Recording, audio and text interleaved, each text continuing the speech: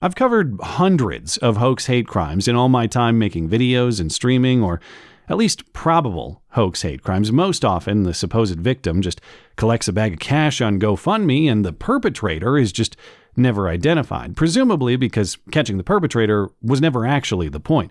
Getting the money and building a victimhood political narrative were. And in that time, I think I've seen just about all of it. Everything from a shit swastika smeared on the bathroom wall, so please support our bogus campus social justice protest, to I burned down my own house and killed one of my family members inside, so please get me that insurance check ASAP. This one is a new form of the art, as far as I'm aware, though there are many familiar elements too. The attempt at the money bag, of course, but the fabrication of supposed photo evidence and even some Jussie Smollett-style suspicious neckwear. But in Los Angeles, at the end of June, the family and the lawyer for a woman named Julie Calderon, sometimes called Uriana Calderon, hosted a street-side rally and press conference to say that Julie had been abducted by mysterious bounty hunters working deportations on behalf of ICE. They say the mom of 3 was abducted by masked men in unmarked vehicles. She was going to her janitorial job last Wednesday night when she was followed by 2 vehicles along Alameda.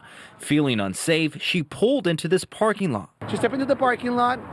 Folks got off of those trucks, armed with masks, and they took her. They said these bounty hunters tried to force her to sign self-deportation documents. She was taken straight from here to the border and pressured to sign self-deportation paperwork. And she was being held prisoner in a warehouse somewhere, location unknown, with other illegal immigrants. And when she refused and asked to speak with a lawyer, Calderon was transported with others to a warehouse close to where she was initially taken from. How did the family and the lawyer have all this information if she's missing?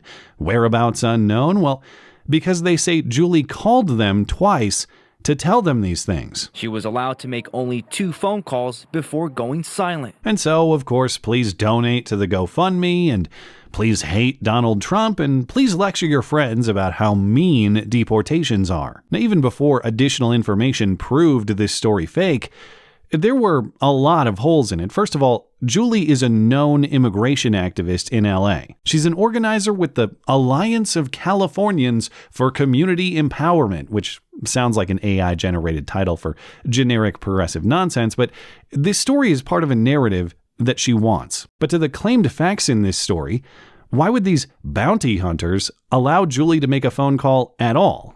Maybe if they were seeking ransom or some kind of reward or exchange with the family, they might do that, but that's not what they were doing here. They were supposedly just trying to deport her. What would they gain by allowing her to call her family? It's all risk for them, and according to the family story, that's exactly what they did. It's not like Julie secretly made a phone call without her captor's knowledge. Her captors may have given her the phone, actually. They gave her this courtesy. One of the bounty hunters allowed her access to a phone. We don't know if that was his personal phone.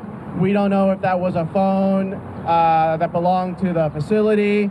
It showed no caller ID. And even though she was given this phone call, apparently, her lawyer said she used her courage and strength to make it. Well, why were courage and strength necessary if it's just something that was handed to her, not something she had to fight for? None of it makes any sense as told, but especially when, given these claimed facts, these bounty hunters aren't just risking failing in their mission to deport her, they're risking getting caught in crime themselves. Because notably, DHS and ICE do not work with bounty hunters. They don't issue bounties on illegal immigrants for bounty hunters to collect. What bounty were they even trying to get? There is no bounty from anybody. So these guys aren't bounty hunters at all. They're just kidnappers. And allowing Julie or any of their other victims to call people in exchange for no reward for themselves would just put themselves at risk of arrest. Despite these obvious flaws in the story, local KTLA News presented it as fact. It's not just what might have happened or what allegedly happened. It is what happened. Well, imagine being taken by masked men appearing as federal officers. Then you're transported to the border, pressured to sign self-deportation paperwork. Well, that's what happened to a South LA mom last week. No, that is not what happened. That's something she and her family made up.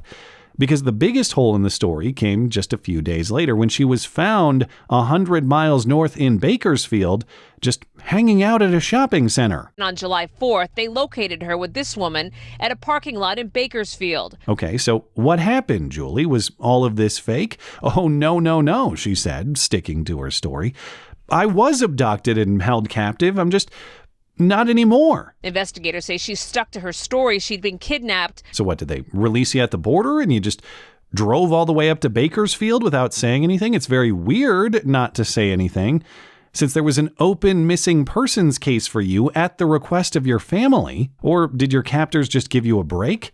A nice Bakersfield shopping trip to get away from all the stress of those rough border warehouse conditions, back to which you were expected to report promptly, of course. They were nice enough to give you the phone. Were they also nice enough to give you a day off from a hostage situation? And why didn't they just deport you anyway, as was supposedly the whole point of their operation? What's taking so long? How did you get from point A to point B, Julie? Because it couldn't have been incredible athleticism that enabled some daring escape. However this woman came here, we know it was not, in fact, border hopping.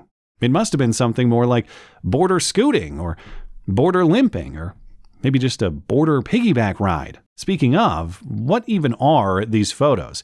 Was she in Bakersfield shopping because she's in desperate need of a new outfit? Although my sons would certainly appreciate the bluey shirt, or as I assume Julie calls her, a Suli. But no, these were supposed photos of her desperate conditions in captivity. They're fakes, or at least the circumstance is. Police found these photos on her and they believe she intended to release them, supposedly showing her abuse in ICE custody, as part of another press conference and rally planned for the following day, July 6th. The problem with these photos is she didn't pay attention to the detail that federal agents would have. If she actually had been captured by or on behalf of ICE, they would have removed her shoelaces and necklace as a safety precaution. And the fact that she was just walking around Bakersfield without saying anything to the police who were looking for her isn't the only piece of evidence against Calderon. Police have also recovered surveillance video from the supposed scene of her abduction. Remember, she said she pulled into a Jack-in-the-Box restaurant and was taken from the parking lot. Family and friends of Julie Calderon claim she was kidnapped in this Jack-in-the-Box parking lot. And she was at that parking lot, that's true, but she was never in distress. She just drove away herself. In its criminal complaint, they say these are photos of Calderon, a citizen of Mexico, on June 25th, parking her Toyota in the fast food parking lot, getting out and then walking across the street to get into another vehicle at this gas station and later driving away. She's now facing federal charges, conspiracy, and lying to investigators. A conviction means at least 5 years in prison on the conspiracy charge and up to 5 more on the false statements charge. And at first glance, you might think that's it. She didn't just plot and lie to police, though those things do matter, but she lied to all of us to try to scam money out of us. That's fraud. And she consumed public resources that should have gone to border enforcement and real crime in LA while she did. And she wasn't the only one who lied. Her lawyer and her family lied their asses off too, and even if they were initially tricked by Julie's scam, are we supposed to believe they had no knowledge that she was just walking around Bakersfield freely? Where was she living? Who was harboring her? There is no chance that Julie scammed her lawyer and her family just like she scammed the rest of us. They were in on the scam. The only question is, at what point? All of it? Or just some? Considering all of those factors, it sounds like these are just initial charges sufficient to make the arrest. The U.S. attorney on the case says more charges for more people are possible, if not likely. All those involved will face the full consequences of their conduct under federal law. And there is one big piece of encouragement with this case, too. That GoFundMe campaign they were pushing with this scam, it went nowhere. GoFundMe has now deleted the campaign and refunded the money, but there was almost no money to refund anyway.